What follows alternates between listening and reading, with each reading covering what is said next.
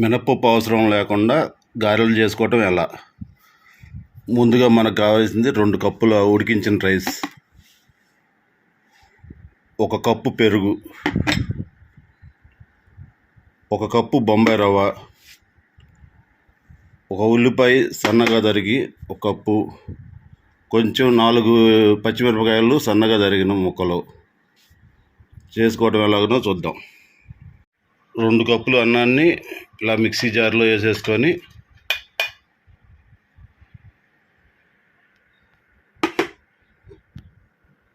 తర్వాత ఈ పెరుగు కప్పు దీంట్లో వేసేసుకొని మనం మిక్సీ వేసుకోవాలి. చూసారుగా ఇలా పేస్ట్ ఇట్లా చేసుకోవాలంటాం చిక్కగా గట్టిగా మిక్సీలో. దీంట్లోనే మనం ఈ బొంబాయి రవ్వని పోసుకొని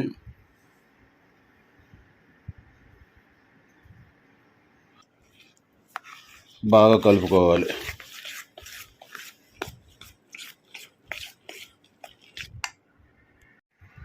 ఇలా కలుపుకున్న తర్వాత దీంట్లోనే ముందుగా మనం తరిగట్టు పెట్టుకున్న ఉల్లిపాయ పచ్చిమిరపకాయ ముక్కలు వేసేసుకొని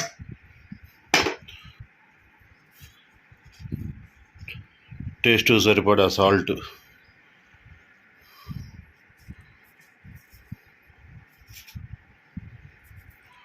వేసుకొని కొంచెం కొత్తిమీర తురుము కూడా వేసుకొని మళ్ళీ బాగా కలుపుకోవాలి.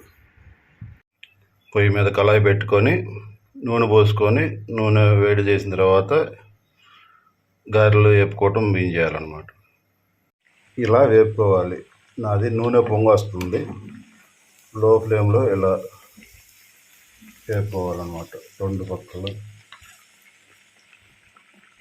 నూనె ఎందుకున్న శనగ నూనె, విజయ శనగ నూనె పొంగు వస్తుంది, దాంతో కొద్ది కనపడలేదు.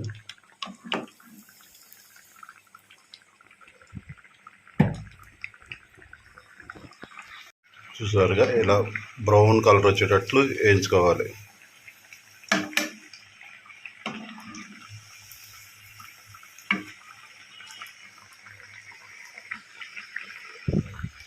చూసారుగా అన్నంతో చేసిన గారెలు. మినపప్పు అవసరం లేకుండా ఈ విధంగా గారెలు చేసుకోవచ్చు అన్నమాట. ఇది పల్లి చట్నీతో కానీ టమాటా చట్నీతో, అల్లం చట్నీతో తింటే బాగుంటుంది. నేను అల్లం చట్నీతో తింటున్నాను. మీకు ఈ వీడియో నచ్చితే లైక్ చేయండి, షేర్ చేయండి.